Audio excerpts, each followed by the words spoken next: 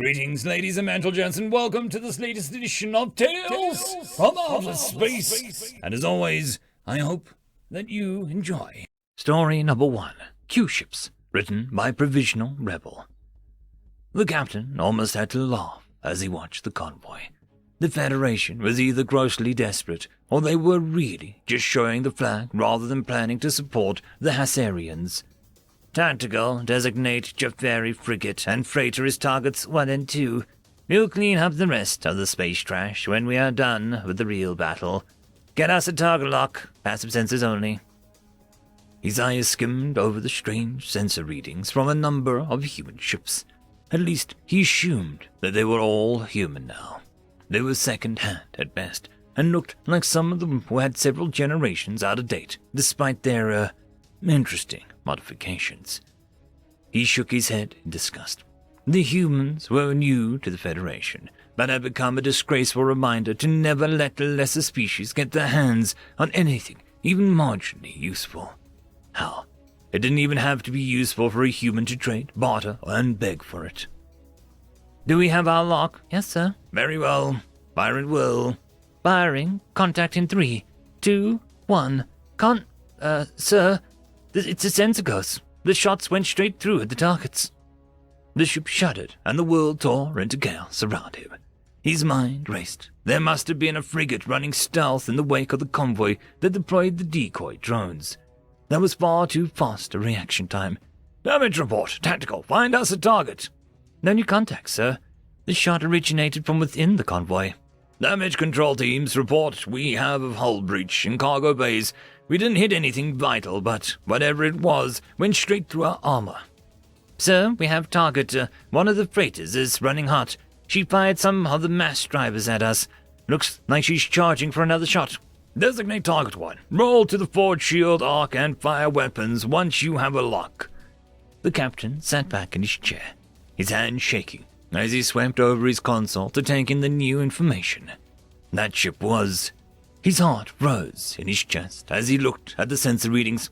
Helm! Initiate emergency jump! The compensators hummed around them as they tried to manage the strain. The world went blank, and then came crashing back into the sensors as they returned real space a light second away from the convoy. Roll forward shield arc to likely pursuit points. Deploy sensor drones towards those ships. Designated all targets 1 through 12. Yes, sir. Enemy contacts have entered into standard Federation formation. He furrowed his brow, tapping his talons on his armrest. Analysis of formation. Sir, that's, Computer has designated this as a carrier escort formation. This must be new contacts. Priority target found. The central freighter is launching fighters. The captain sat, dumbstruck, for a moment, his eyes glued to the projection in front of him. Sure enough, at least 2 fighter squadrons had poured from the central ship. The ship rocked a moment later and dragged him back to reality. Another mass driver shot had splashed into the forward shield from a different ship. The shield wasn't enough to stop the rounds, but it would save them from being caught out so long as the armor held. Helm! These time calls to the nearest jump lane. Divert power to point defense weapons. But he knew the odds as he watched their distance close. No ship could outrun a fighter, and it seemed the humans had spared no expense on something, at least. Tactical. Set and deploy our atomics to burst at maximum safe distance on proximity in likely pursuit trajectories. The tactical officer glanced to him for only a moment before nodding. Yes, sir. We will deploy in 15 seconds. 3, 2, 1. Atomics away. He watched as the starfighters closed the distance on the sensor display. 3 disappeared in a burst of atomics, not nearly enough, as he watched the missiles free themselves and burn towards his ship. Closed his eyes right before the explosion that never came. Slowly, he opened his eyes to the perfect darkness around him. This was not the afterlife he had thought of. But then he heard the breathing around him. Captain, I don't think anything hit us. Power has gone out. We're dead in the void. I can see that, Ensign. He felt his hand around for a moment, and then suddenly the emergency lights came alive around him. He squinted at a moment. Engineering is alive at least. Ensign, run! Go take their... Slowly, another sound ground through the ship around them. He considered it a moment before the dawning horror rose in his stomach. The forward airlock. Arm yourselves, boarders! End of story. Story number 2. A strategy game written by Feather Fallen. The guards saluted as I entered, great doors spreading to allow my passage. Humans were rare in the Federation's ranks, but there were a few of us. For the most part, we were satisfied to remain separate, providing the requisite military support as an auxiliary force instead of integrating into their units. For some, there wasn't an option. But then, the council was seated. It was rare for them to assemble, and rarer still for them to call for an individual. Either I was in for a lot of trouble, or we all were. Captain, I stepped forwards and nodded my head as the council representative addressed me. How fared your mission? I frowned at the odd line of questioning. I'd arrived, which meant that the Tribarian had a shipping job was typically complete on arrival. Shrugging, I answered honestly. It was a success. The crew is unloading now. Good. The representative smiled and stepped back to rejoin his place in the council. From the back, I heard the leader himself speak for the first time. General ID has fallen. I froze. That was definitely not good news.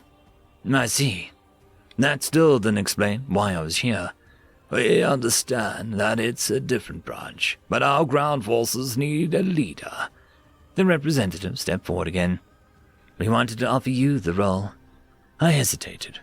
I wasn't expecting this at all, and my first instinct was outright refusal. But the longer I thought about it, the fewer qualms I had. Space combat required greater autonomy, and command knew that, allowing us greater flexibility. I'd initially joined the Navy to avoid the Federation's suicidally ill-led ground forces, but if I was the general, it wasn't my area of expertise, however. And I still had a question. Why a cross-promotion?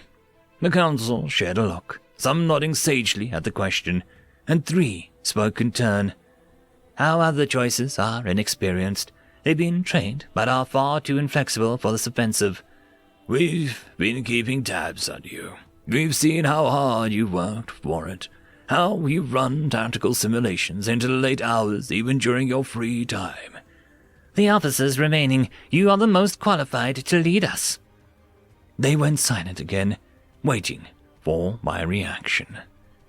Very well, I accept. The head of the council smiled. Congratulations on your promotion, General. An elder stepped forwards, putting a new rank onto my uniform. I suppose this will come with the ability to appoint my second in command, then?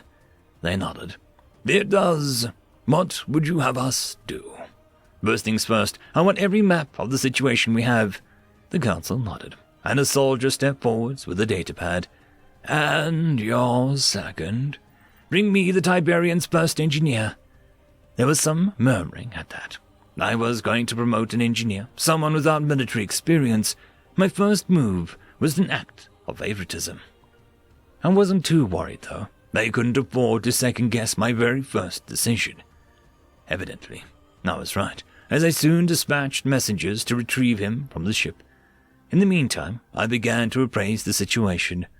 For the most part, our forces were evenly matched. The enemy were better entrenched, but the shipment of weapons, my crew, the shipment brought by the Tiberian, I corrected myself, was enough to tip the logistical game in our favor. The outcome was going to come down to what we did with it. Before long, the Federation's newest tactician was brought before us. Knowing that he'd been kept in the dark, I pinned the new rank to the front of his engineering uniform before speaking. We've been playing together since long before we got involved in any of this, and in all these years, I've only ever beaten you once. He looked at me, confused in his eyes. What? He paused, stumbling to find his wording. What do you want me to do? I slid the datapad over with a smirk. I want you to help me command and conquer. End of story. Reckons you should be watching this video next, and I recommend that you should be always watching my video. So, click. With Anna! Archie! And yes, clicking that does help the channel. Thank you very much. I'd just like to give a quick thanks to the T5 channel members and patrons: Alithia, Parky, Fudic Yol, Meridian117, Cam Maxwell, Casper Arnholtz, Angry Marine, Lord Azrakal, and White Van 420.